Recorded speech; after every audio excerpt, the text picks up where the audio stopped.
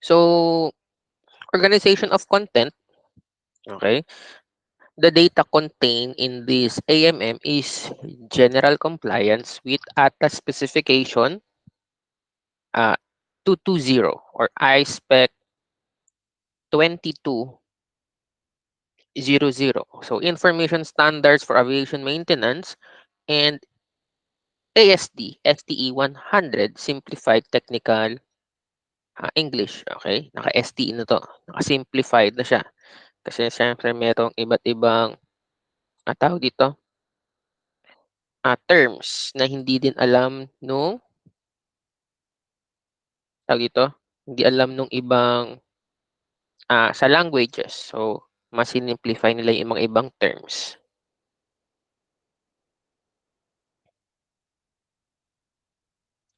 So, sa publication format, ito, okay, the AMM text is Standard General Markup Language Format or SGML. Okay. So, itong SGML, okay, is an openly documented and freely implementable international standard for semantic markup of textual document in manner that permits the separation of underlying content from formatting instruction for display or printing. Okay? So, meron na siyang HTML format. So, the standard illustrations are the computer graphics meta file or CGM format. So, yung mga 2D vector graphics is naka-CGM format. Yan, tandaan nyo na lang yan. Diba? Ang hirap mag-ano, no? Pag about documents. So, when it terms naman sa AMM revisions, okay? Sa AMM revisions, okay? Pag meron kang revisions, pinapalitan yun sa mga documents. So, the maintenance manual is kept current by the revision service. So, a list of effective pages is provided with each revisions. So, merong two types ng revisions. Merong normal revisions and temporary revisions. So, sa normal revisions, okay, consist of a complete reissue with differential marking at the specified revision date. Okay. Next ko pala. Yan.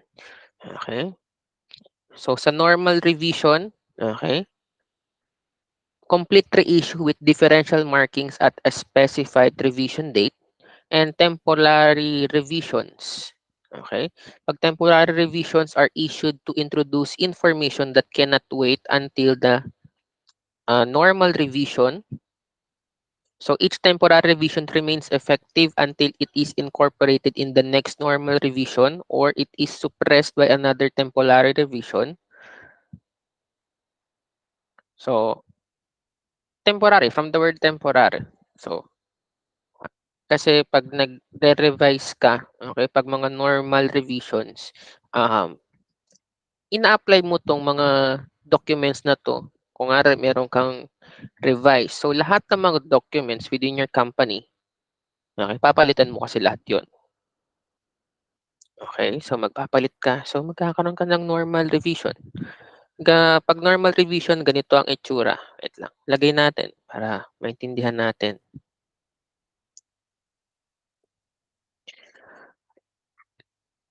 List of effective pages.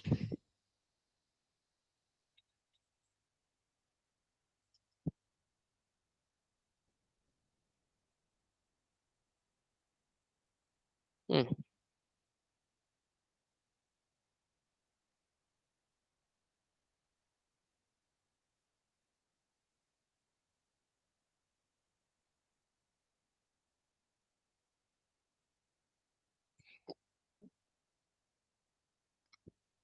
wait lang, ilalagay ko lang siya guys sa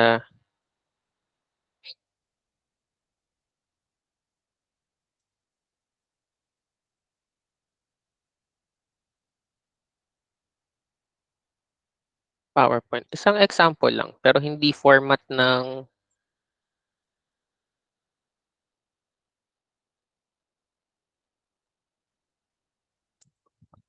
Ayan.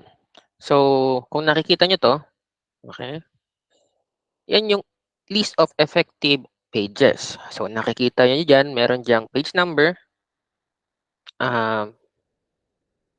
nandiyan din yung date. Actually, dapat yung date na yan is example kung kailan mo siya pinalitan. Example, ano bang araw ngayon is May 14, 2024. So, ilalagay mo diyan yung page.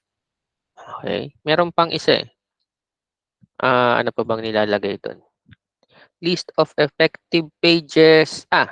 Siyempre, yung may pinaka-format niyan, nandiyan din yung chapter, yung page, revision, and then yung date. Okay?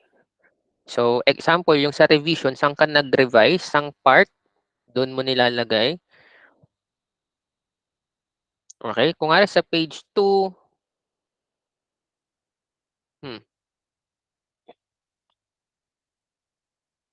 meron kang mga ilang pages doon, yun, doon lalagay mo yun.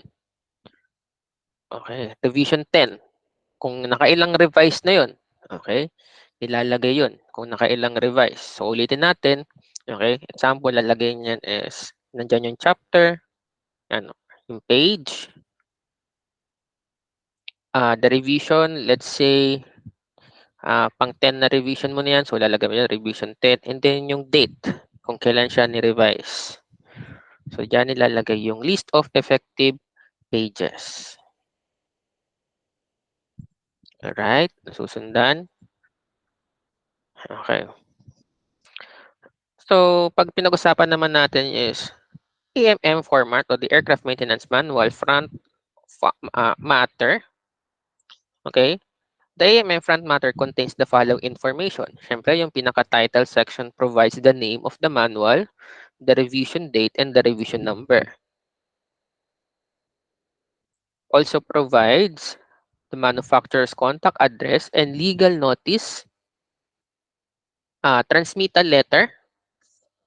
The highlight section provide the reason for the revision of the text and or illustrations. They are sorted in at a chapter. List of effective temporary revision. So, this is always empty at the delivery of each normal revision. So, a list of effective temporary revision is dispatched with each temporary revision issued. The introduction provides general information on how to use the manual.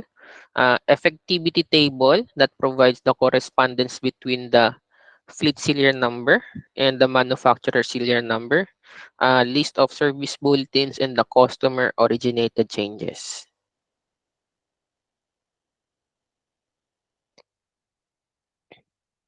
So, nakikita nyo din dun sa AMM, okay, the information, yung AM. So, diba, na-discuss naman din natin to. Lahat ng chapters na aircraft maintenance manuals are grouped under the 5 major headings to locate the information. So, identify the group of chapters related to the desired information, then identify the chapter within the group. With the chapter number identified, proceed to the chapter table of contents located at the beginning of each chapter. So, di ba, sabihin na natin is from chapters 1 to 4, the reserved for the AMM owner use.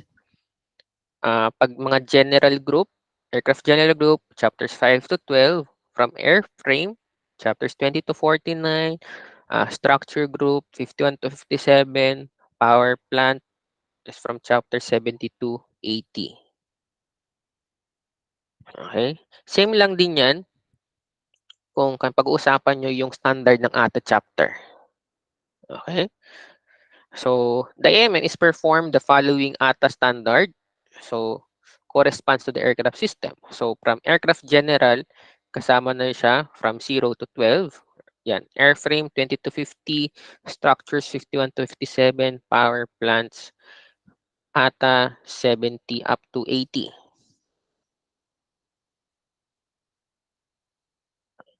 So, yung nilalaman ng AMM is the instructions for the on-aircraft maintenance necessary to ensure the continued airworthiness of the aircraft. So, the AMM contains the information required to service, repair, replace, adjust, inspect, and check equipment and systems on the aircraft. These tasks are normally performed on the ramp or in the maintenance hangar.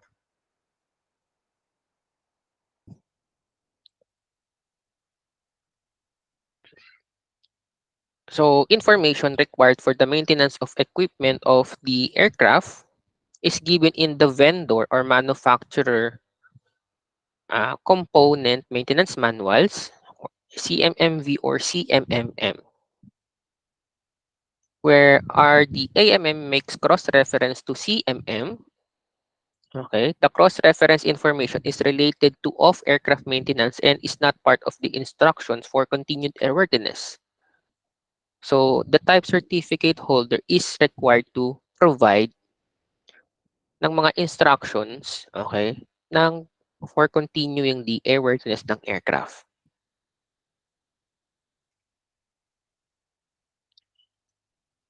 So, however, in very small number of cases, yung AMM task may refer to the CMM, or Components Maintenance Manual, for on aircraft maintenance. So, si CMM is part of the Instructions for Continued Airworthiness, or ICA.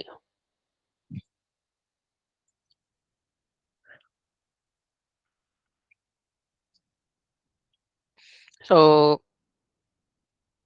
the AMM contains also the information about the inspection and maintenance of the aircraft structures. However, repair of structure is contained in Structural Repair Manual or SRM, which also includes the Nacelle Structural Repair Manual or SNRM. So, information required for troubleshooting is contained in the Troubleshooting Manual or TSM. Okay? So, nahihiwalay yung mga iba't ibang detailed na maintenance or repair or troubleshooting, okay? Napupunta pa rin sila sa mga iba't ibang manual.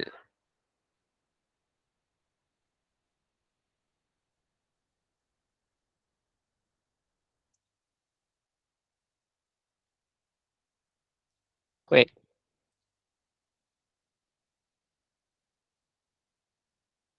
Okay, so si AMM ka din contains the necessary data to cover the scheduled maintenance procedure prescribed by the Maintenance Review Board Report or MRBR, respectively the maintenance planning document, and the activation or reactivation procedures relative to the master minimum equipment list, respectively to the configuration deviation list. Ano, ang daming sinasabing ano, no? Manual, nakakahilo.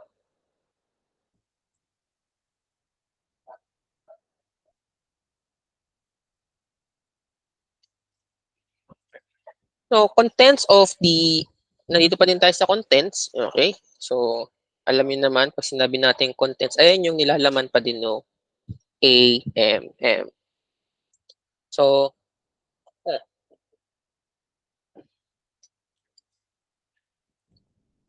yung instruction and information contained in the AMM are applicable only to the aircraft listed in the effectivity table. So, always refer or select the aircraft effectivity for proper instruction. So, yung information contained sa AMM has divided into two main parts category. So, nandyan yung description and operation. And nandyan yung maintenance procedure.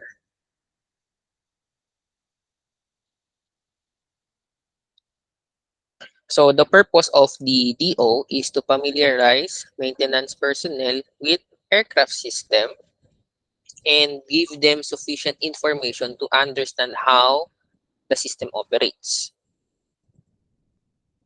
Okay? So, under the description and operation, nandyan naman yung component location, system component description, power supply if applicable, interface with other systems, operation or control and indicating the system and the bike test.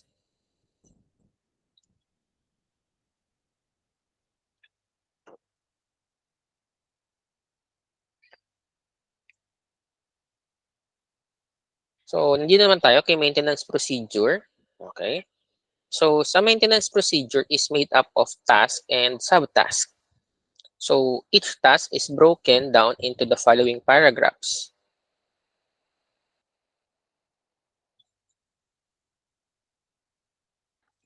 Wait lang ulit.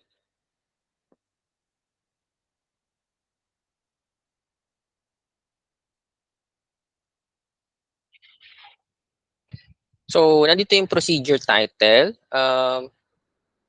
reasons for the job.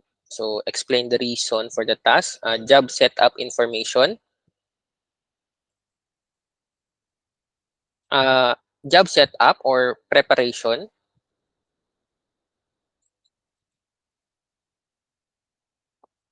This includes the aircraft maintenance configurations, circuit breakers, and safety precaution. So, nandito na yung procedures, papasok na yung procedures, work steps, and also includes tab tasks. Close up work steps in order to put the aircraft back into its initial configuration.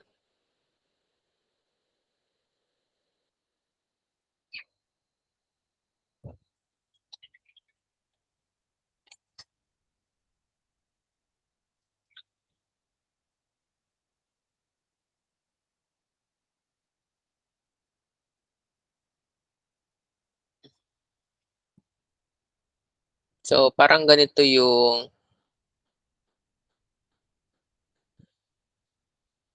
lalabas doon. Wait,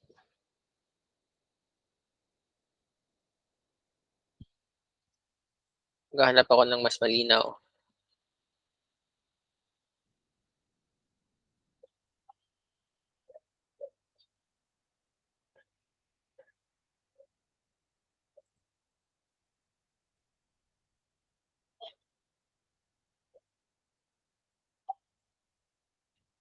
Wala pa akong makitang mas malinaw.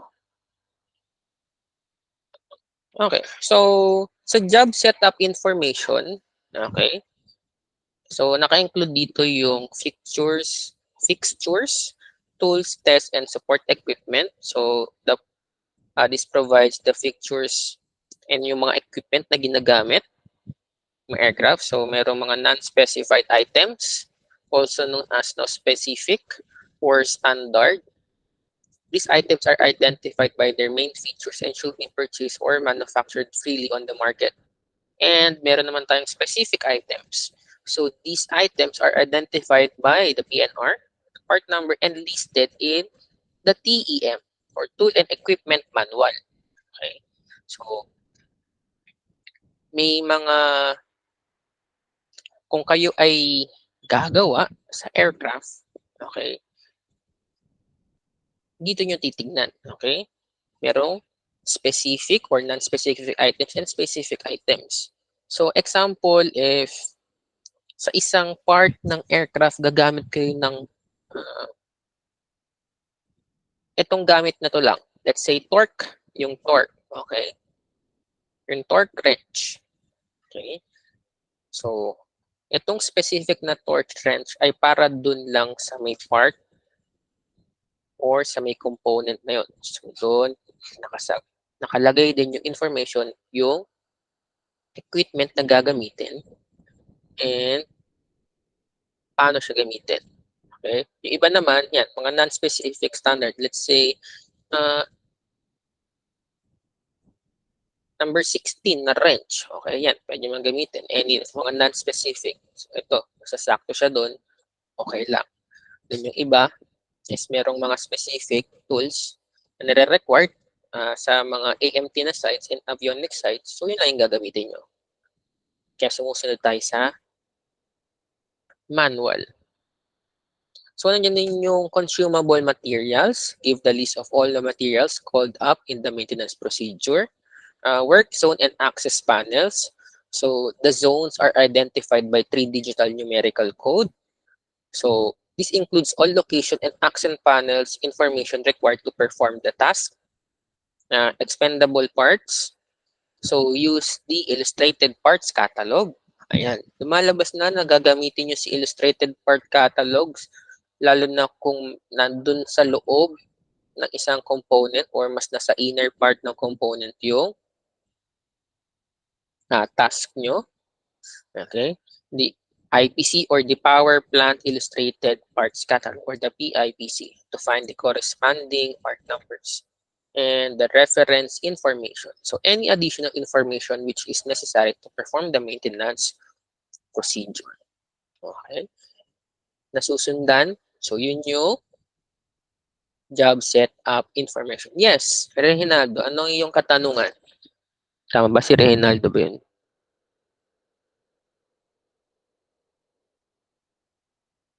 Okay.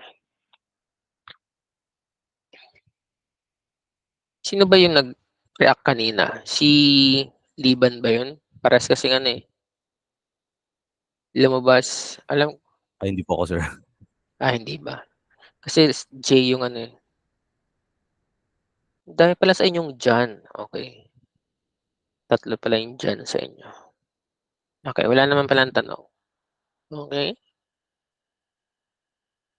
So, syempre, special attention. So, may nakalagay na warning. So, pag nakikita nyo sa mga manuals, may nakalagay na warning caution. Ayan. Pag may warning, cause the attention to use of material, process, methods, procedure, or limits which must be followed precisely to avoid injury or death to persons. Okay?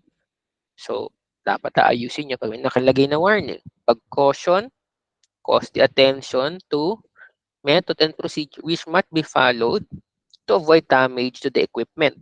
Okay? Yun yung nakalagay. Note cause the attention to methods which makes the job easier or provide a supplementary or explanatory information. So, sa mga manuals may nakalagay na warning, caution, or note. Okay? So, this must be, syempre, be followed kung ito ay naka-indicate sa mga manuals.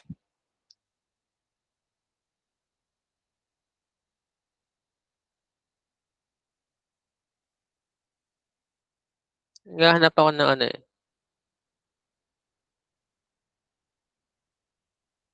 ng manual.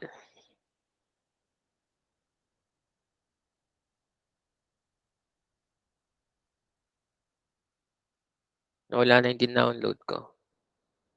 Okay.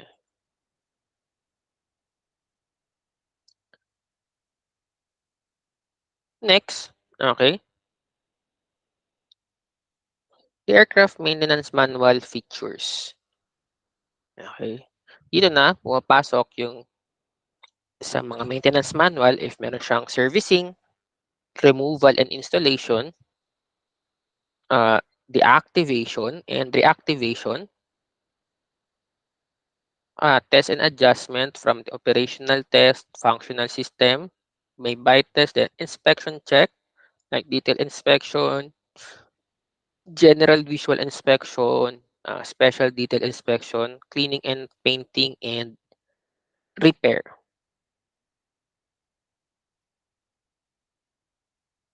Okay, so pag servicing, okay, AMM Chapter 12 is entitled Servicing. So, yung chapter na to contains the instruction for the replenishment ng mga item katulad ng mga fuels, oil, hydraulic fluid, water, mga tire pressure, etc. So the tank and the reservoir capacities are indicated as well as the standard specification and grade of material to be used. So the chapter contains scheduled and unscheduled servicing applicable sa buong aircraft. Pag pinag-usapan naman natin si removal and installations, okay. So ito yung mga instructions to remove or install a line replaceable component, heading assembly, sub-assembly, unit, combination of parts, etc. and interrelated parts from the aircraft. Pinakamadaling mag-remove and replace, lalo na yung mga ilaw ng aircraft. Ayan, yung mga lights. Ayan, madalas na rin-remove and replace. So the procedure shall clearly describe the step-by-step operation in logical workflow sequence as necessary to gain access to subsequently remove.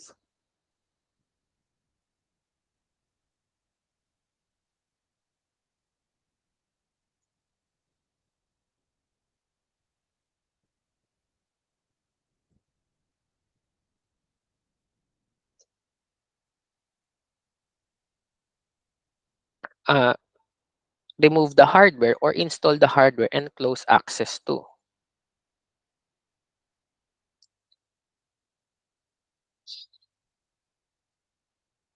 Deactivation and reactivation.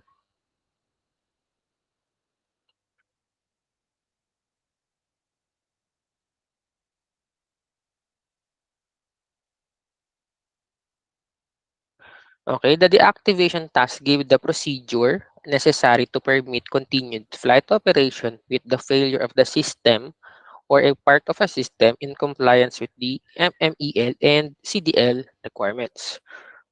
So the deactivation reference has a function code 040. Yan. So kung titignan nyo, yung 040 is CHSESU 040 or any number. So nagkakaroon ka ng deactivation. Oops, sorry. And pag reactivation task naman, okay, the reactivation task give the procedure necessary to restore the system to normal operating condition after the removal or the activation of faulty component system. If it is necessary to do a troubleshooting procedure before the reactivation procedure includes cross-reference to the troubleshooting manual. So, some of the deactivation and reactivation tasks do not include reference to MMEL or CDL item because hindi sila related to the dispatch conditions quoted in these documents.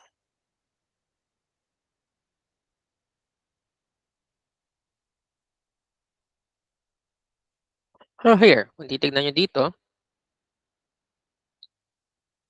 um, an operational, meron tayong test and adjustment. Okay. Uh, sa test and adjustment, the testing information is divided into following category. Meron tayong operational test, functional test, system, and by test. Wait lang guys, again.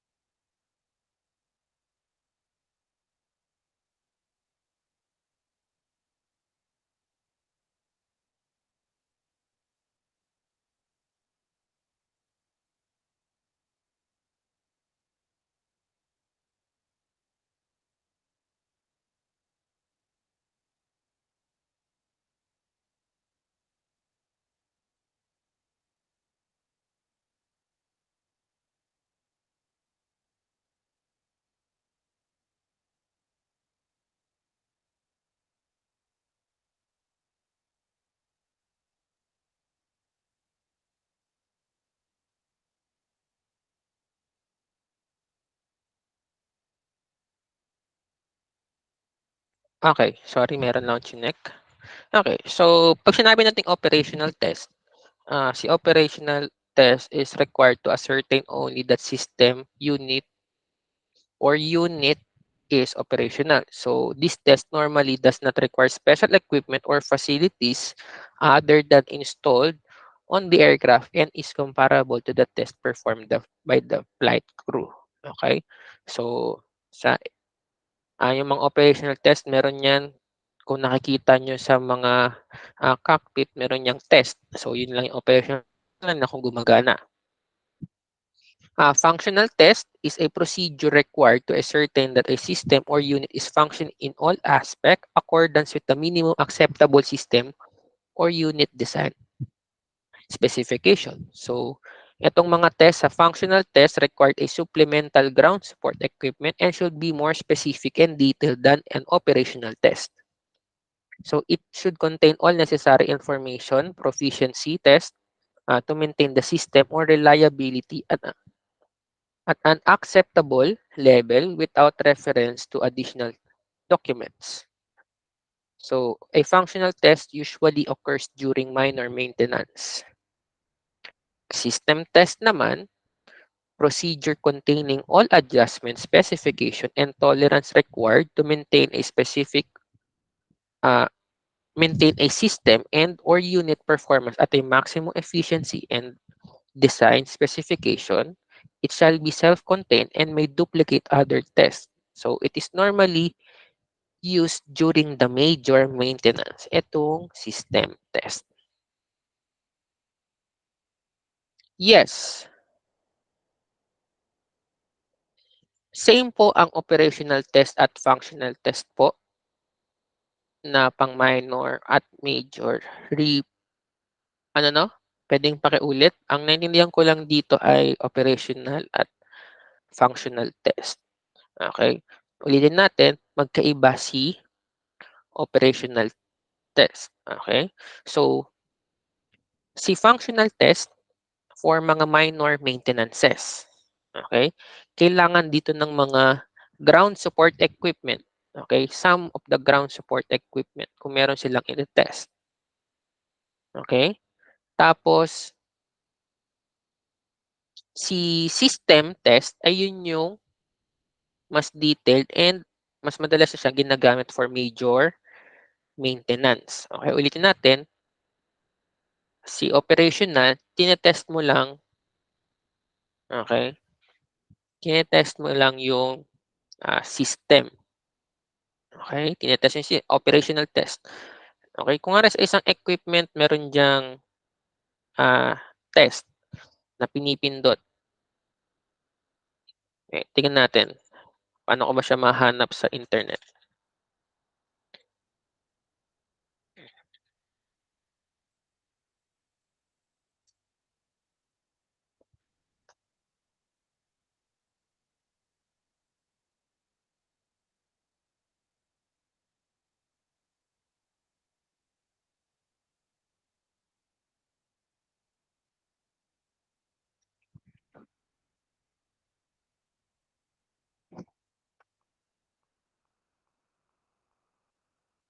Okay, so,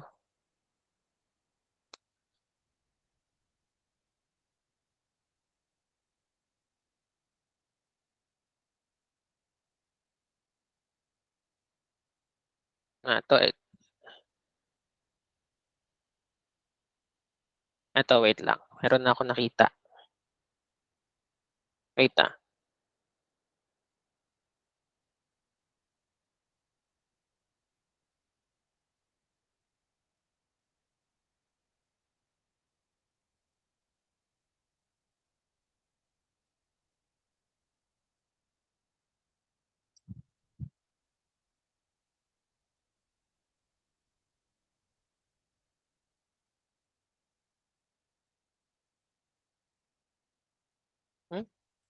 ba't wala?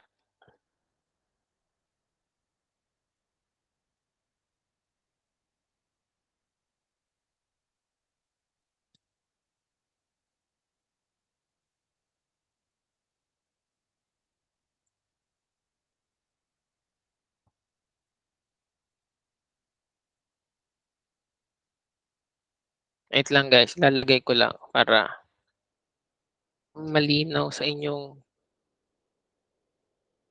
isipan.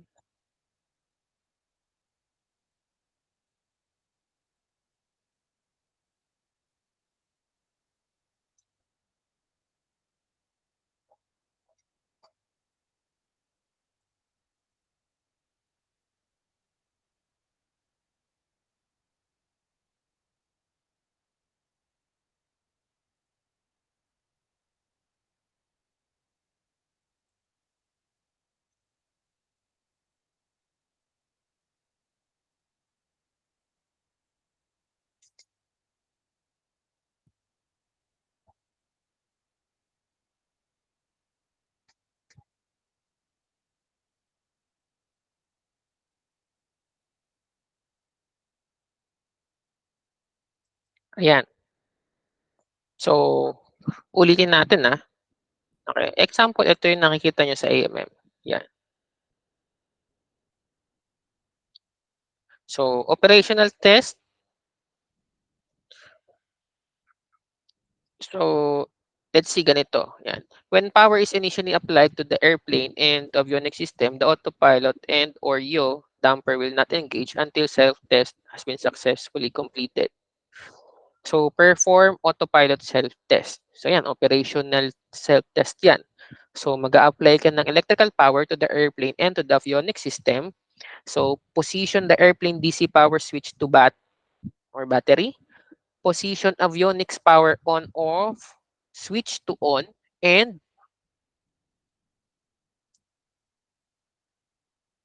invertly on off, switch to on. Okay? So, ayan yung operational operational test. Sine-check mo lang kung gumagana si autopilot. Okay? Operational test. And then,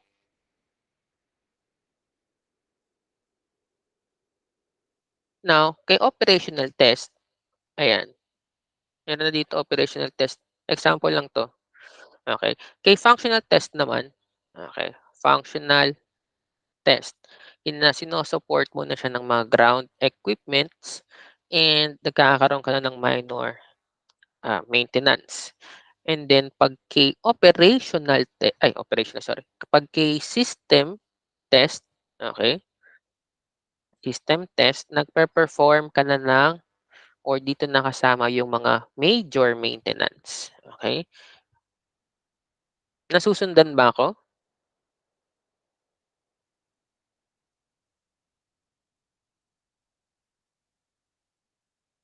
Okay?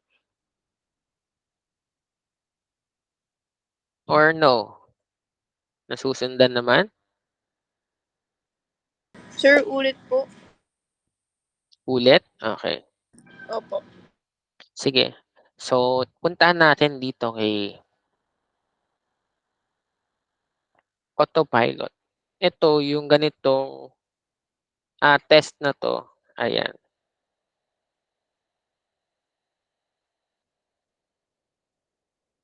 is operational test. Okay? Yung nakikita nyo lang dito sa screen. Isa lang yan, tinitingnan nyo kung gumagana si autopilot. Basahin natin sa general, the autopilot test, each flight test automatically checks the autopilot system torque, monitor, and torque switching circuit. So this test must be successfully performed before each flight. Otherwise, the autopilot yaw damper will not engage. Okay? Kaya ka nagte-test nito kung gumagana nga yung autopilot system. Yan.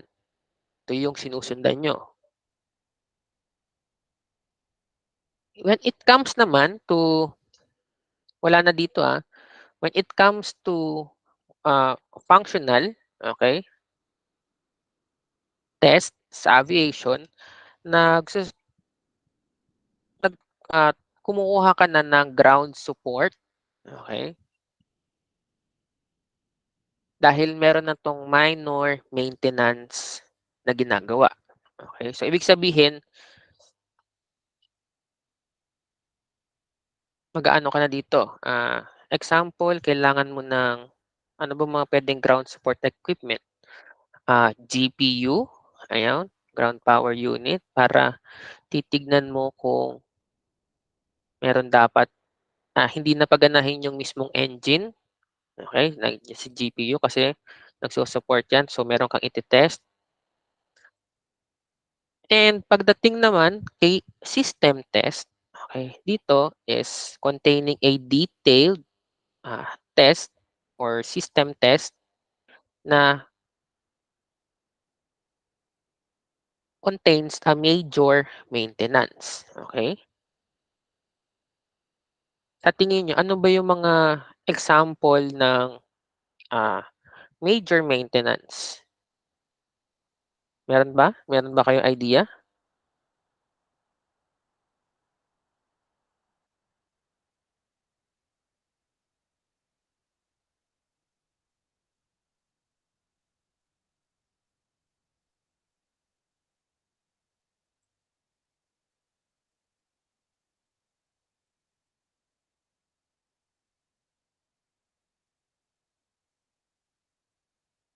Wala?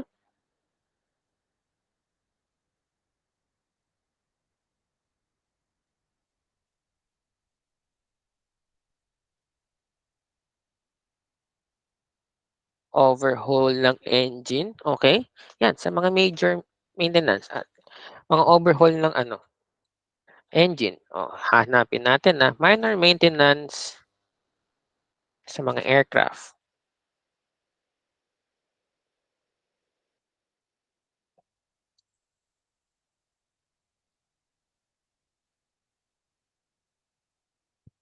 Okay, isa sa mga minor, ah, repairs or maintenance sa aircraft is fixing or replacing small parts, making adjustments or addressing wear and tear. Okay, ayun yung mga minor repair sa aviation. So, ulit lang natin, minor repairs perform a defective component and or part of an aircraft in order to restore its original condition or at least a functional condition. Pag major naman, okay, ayun naman yung katulad nung sinabi ni Rehinaldo, okay? Pag nag-o-overhaul, major na yon. Ano ba ginagawa do'n? Siyempre is yung overhaul, installation and repair ng power plant mismo and accessories and other structural parts of the aircraft. Okay, nasusundan. Ayun yung ginagawa dito sa operational test, okay, functional and system test. Now, meron tayong bite test. Okay, nasundan ba yun?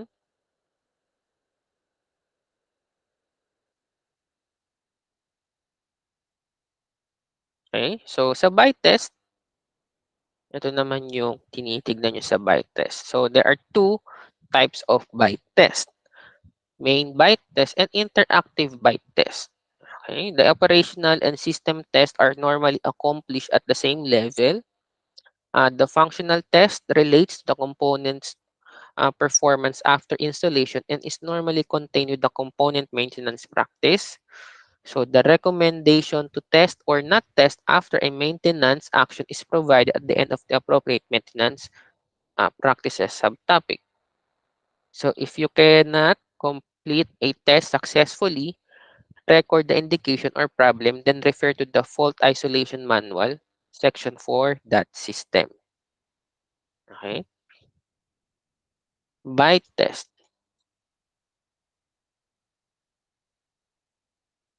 So ulitin natin, pag bite test, ah, yun yung built-in test equipment. Okay? Built-in na, makisipin, sir, ano kaya yung bite test?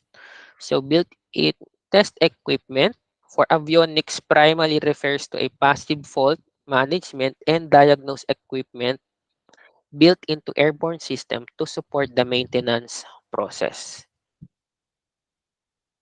So, kailangan din 'tong bite test, okay, to determine if the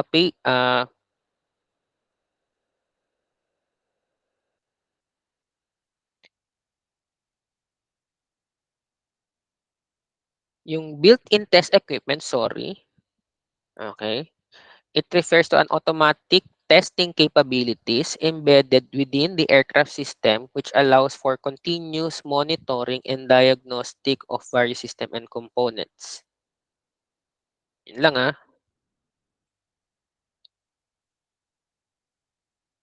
yung ginagawa. So, built-in test equipment 'to,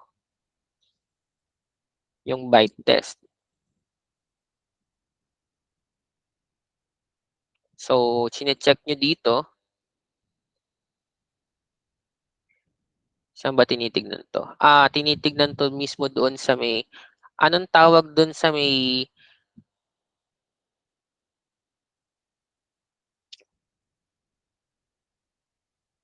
ganito, pakita ko nga 'to sa inyo para meron kayong idea.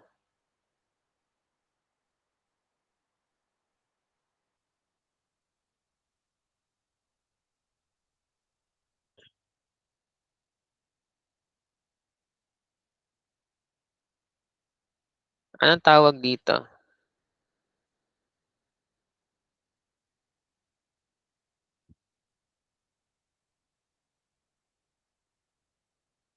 'Yan, anong tawag diyan?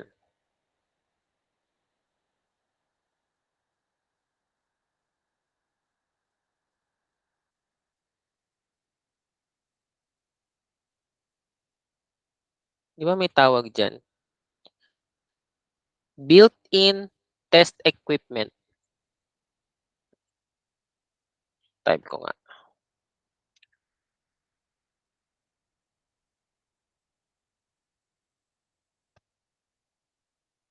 Selcal?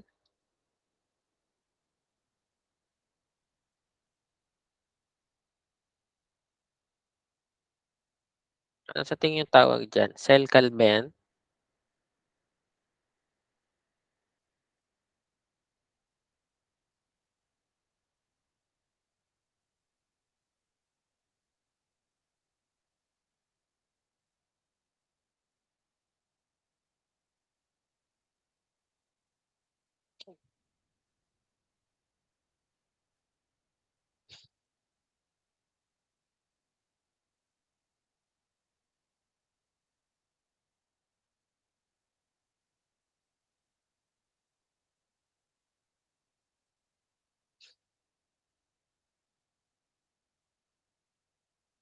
O FMC o CDU?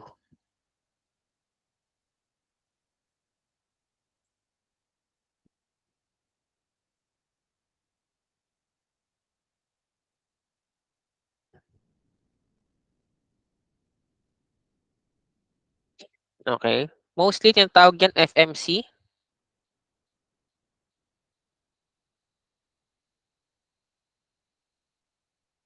So a computer system that use a large database to allow routes to be pre-programmed and fed into the system by means of a data loader.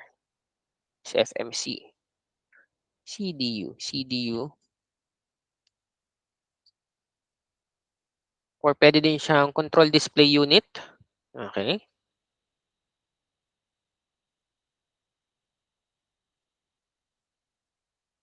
Yun, FMS. Ang dami yung tawag eh. Kaya tinatanong ko sa'yo, baka alam nyo. Sa flight manage system. ECAM daw. Yeah, ECAM.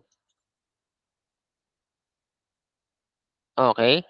Sa ECAM, mostly, nasa taas na part yan eh. Pag sa ECAM, dyan nakikita yung mga, ano ba nakikita dyan? Yung mga oil pressure, dyan. Pero, pag ito, sa fuel, doon din nakikita sa ECAM. Okay.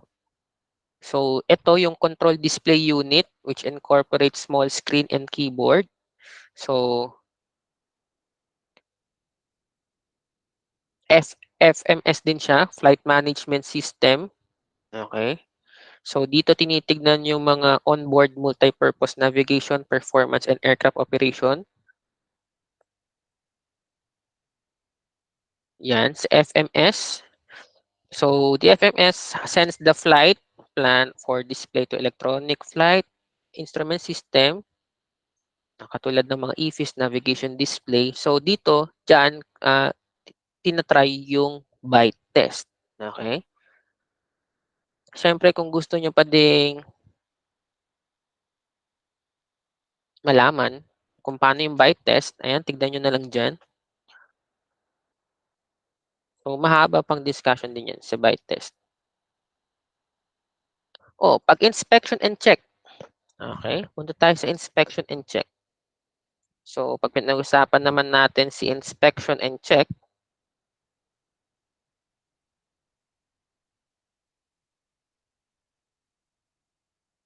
wait lang guys ah.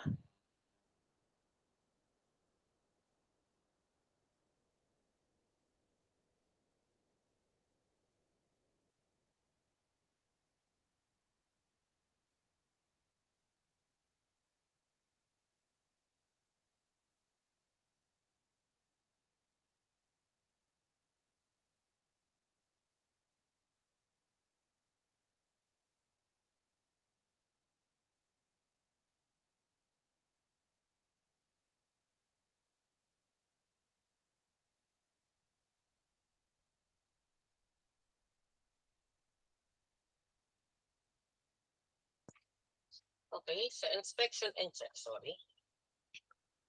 Inspection and check are divided into two parts. Meron tayong inspection check without removal of components from the aircraft.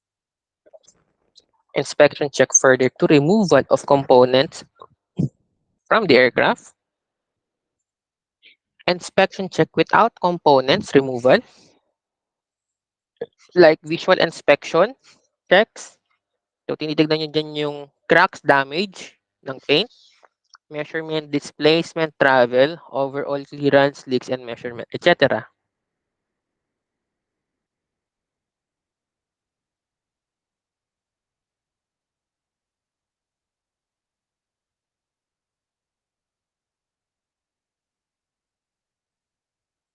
So, yan yung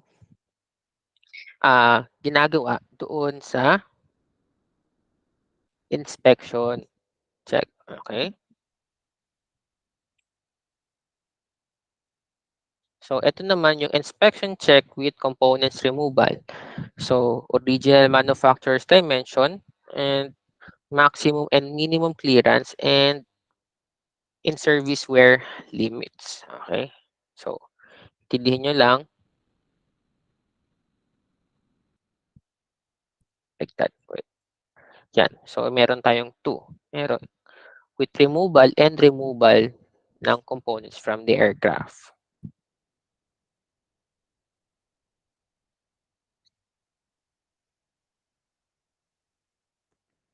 So, meron tayong three types ng detailed, three types of inspection. Okay? Meron tayong detailed inspection. So, an extensive examination of specific items. Installation or assembly to detect the damage, failure, or irregularity. So, available lighting is normally supplemented with direct source of good lighting at an intensity deemed appropriate. So, inspection aids such as mirrors, magnifying lenses, etc. may be necessary. So, surface cleaning and elaborate access procedure may required. So, kailangan ng mirror. Okay. Siguro alam niyo naman na yan. Bakit kailangan ng mirror? Pag hindi niyo abot yung isang surface, okay, para kayong magiging dentista niyan.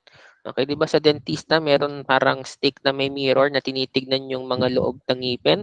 So same sa aircraft, okay? Kaya may mirror, okay? Pag hindi niyo abot, tinitignan, ginagamit yung salamin para to check kung hindi niyo abot yung mga surfaces. So general visual inspection, okay? Sa general visual inspection, visual examination of an interior or exterior area, installation or assembly to detect obvious damage, failure or irregularity. So this level of inspection is made from within touching distance unless otherwise specified. A mirror may be necessary to ensure visual access to all surface in the inspection area.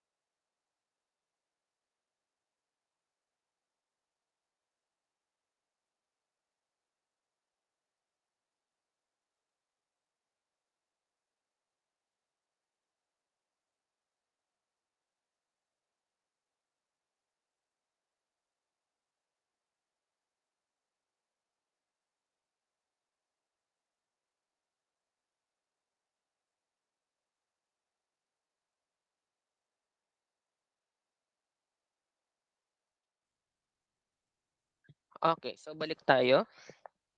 So same lang din, okay, sa general visual inspection, a mirror may be necessary to ensure a visual access to the surface in the inspection area. So under normally available lighting conditions such as daylight, hanger lighting, flashlight, or drop light may be required removal or opening of panel doors or doors, stands, ladder, or platforms may be required to gain proximity to the area being checked. Okay, pag general vision inspection.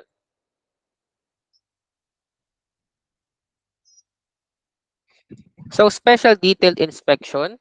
So an intensive examination of a specific item, installation or assembly to detect damages, failure or irregularity. So the examination is likely to make extensive use of specialized inspection techniques and or other equipments, intricate cleaning and substantial access or disassembly procedure may be required. When we talk about cleaning and painting naman, okay, so cleaning or painting procedure contains the method and process required for cleaning or painting specific parts or areas. So material used, uh, materials will be identified by generic names and or standard specification number.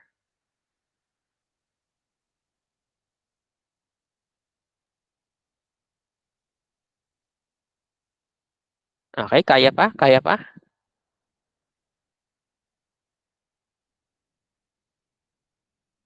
So pinag-uusapan natin yung nilalaman ng mismong AMM, kung ano yung nakasulat doon. Ayaw nyo na?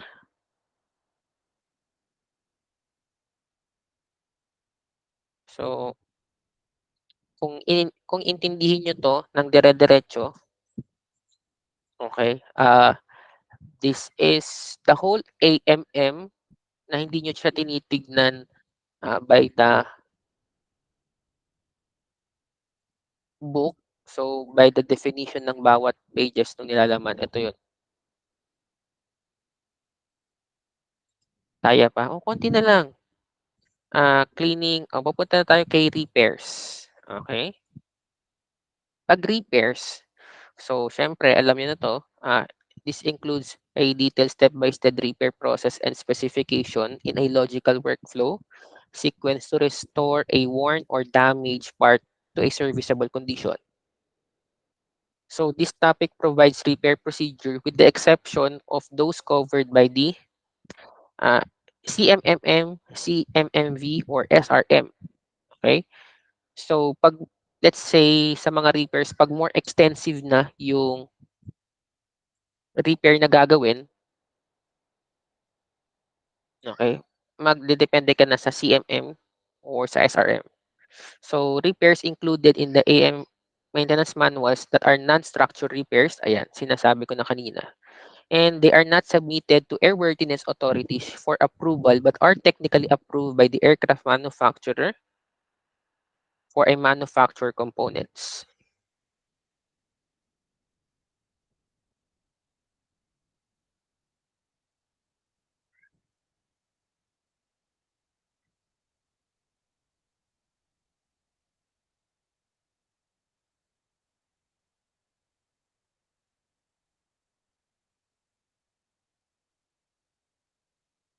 Kaya pa? Ayan yung kabuuan ng AMM.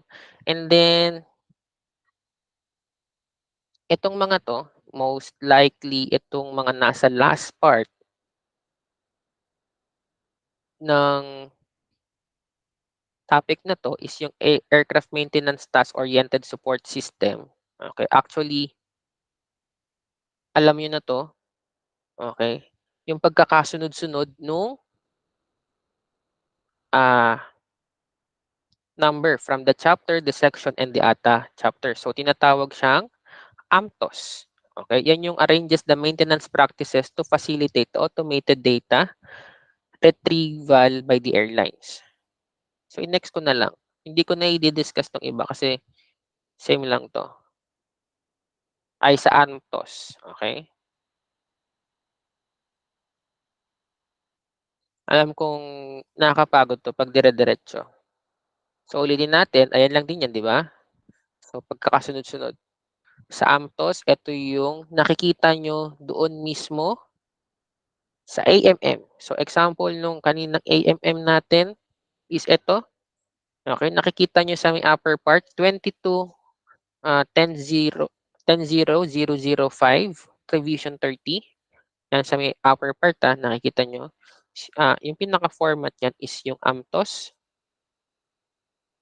So, diyan makikita yung ATA chapter, the ATA section, the subject, yung function code, and kung may madagdag pa, the sequence number, the configuration, and the COC. Nasusundan?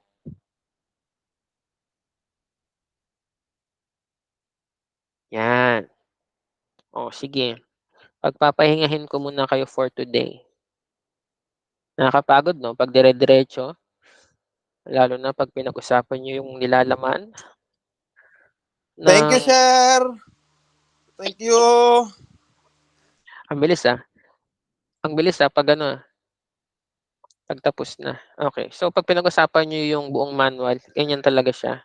So, yung nilalaman ng isang manual. So, generally and technically speaking, okay,